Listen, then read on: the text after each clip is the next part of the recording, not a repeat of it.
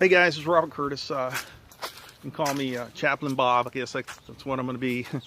I went by Rick Warren's church, Saddleback Church, and had a positive experience. It was wonderful. I got to meet a young pastor there, minister of the day or pastor of the day, and it was great.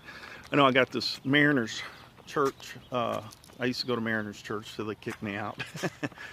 But anyway, back to Rick Warren.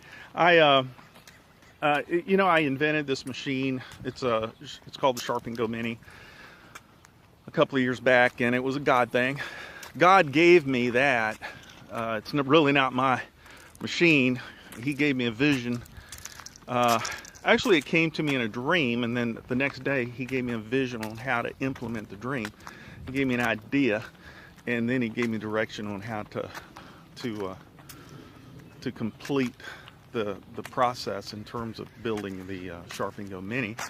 And so it was a blessing to me. It brought life to my life in terms of income and everything. And I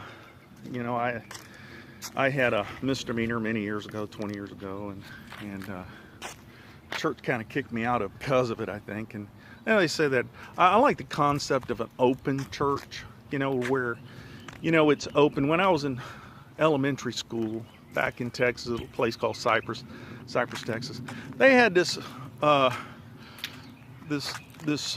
new elementary school. I guess it was a pilot program they were running, and there was no walls and there were no closed-in rooms or anything. It was completely open. It was an open concept, and it was freeing. You feel like you could, go up to the teachers, talk to the principal and stuff, and that was a beautiful situation. I'd like to see churches that way. I can imagine the 120 that followed Jesus. Of course, he had his inner circle, his three, Peter, James, and John, and then he had the other apostles, and I'm sure that everyone had access to Jesus at one point or another. They had an open concept. He preached in an open field, and the Mount of Olives. So he had that concept, and I think that's a good concept to have. I think churches should be more open to allow their members to be able to readily access the pastors or those on staff and whatnot. And I have that mentality about me. I'll go into the church, I see somebody there in the hallway, I'm going to go talk to them. Whether it's the senior pastor, it could be Rick Warren, it could be anybody. And especially if God put me there for a reason, and he so happens to be on my path, I have a question I'm going to ask. And that's the way it used to be in the old churches, man. They used to be able to talk to the pastor, be able to get an appointment, or have a more personal situation. But we got security now, and a lot of people need to look at their church. Are the pastors accessible? My commander, when I was in the military, he had an open door policy. He says, if you have a problem, you walk right in my office and you'll talk to him, just knock on the door, but you walk in there. He had an open door policy. I think that should be as well in our churches today, and that's where the problem is, I think, in Mariners with me. But I'm thinking they're my church, and they're like family. I should be able to be able to get off the porch and go in the house, But anyway, I went to Rick Warren's church, and I was talking to this young pastor of the day, wonderful guy, and I told him, I says, Rick Warren was given. Everybody makes a lot. One thing, I went to church, and I was excited about being there. Saddleback's a good church, and everything. They got good programs and stuff like that. But my frustration was it wasn't with Rick. It was with a lot of times the staff. They lift Rick Warren up on a pedestal. Well, that's fine. We do that because we love our pastors. But Rick, can you move? At least allow me to move so I can see Jesus. So the thing is and that's not Rick's fault. God gave him a message, and sometimes the messenger, if it's a bad message, back in the old days, they'd kill you. But if it's a good message, They want to set you up on a pedestal. You see, Rick Warren didn't come up with the purpose-driven life. He was given that knowledge by God. I did not come up with the Sharp and Go Mini, the invention I came up with. It wasn't me coming up with it. God gave me that revelation knowledge to use to build that system. And I went open source with it. I didn't do no patent on it and try to, say it's mine. No, it's God's. The book, the Purpose-Driven Life, does not belong to Rick Warren. And he'll probably be the first one to tell you that. But a lot of people, the truth gets lost in the image of the messenger, and not the message. And I just want you to let you guys know, just as much as that Sharp and Go machine revolutionized this industry for sharpening scissors for hairdressers, that Purpose-Driven Life book and information was given to Rick by God. It didn't come from Rick, it came from God.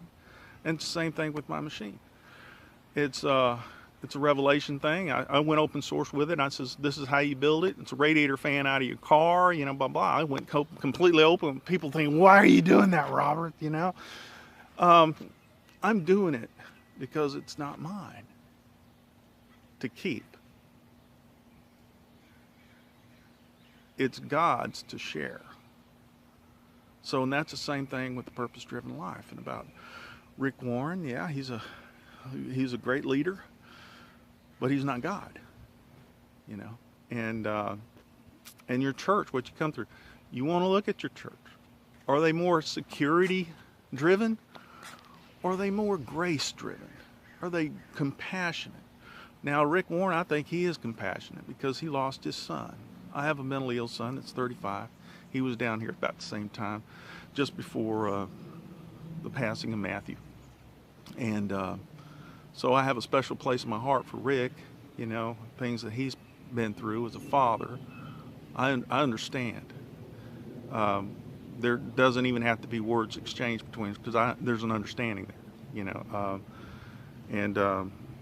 so I kind of get it.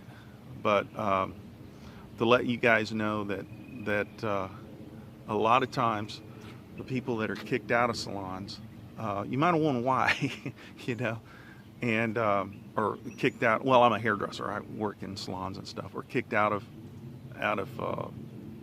churches or whatever. There are reasons why, and that's a lot of times the church leadership is not looking at Christ. They're looking at dollars and cents and public safety, and they use that as an evil rouge to justify evil doing, violating the very principles of grace and compassion and love and things that Christ stood for. And he took chances. I mean, he did not live a safe life while he was on this earth in his ministry. He'd step out there and he'd preach, and then he had preached some hard things, and then they wanted to throw him off a mountain. They wanted to throw him off a cliff.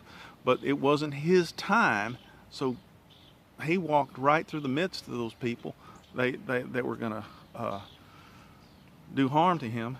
And God will protect those that are walking in his grace and doing things rightly towards the least of these among us. And God will handle very heavily the leadership, the Pharisees out there that take care of the pretty people. And do they give a little bit to the outreach, and they have outreach programs? Oh yeah, but it's the hidden man of the heart. It's where it is in the heart that God looks.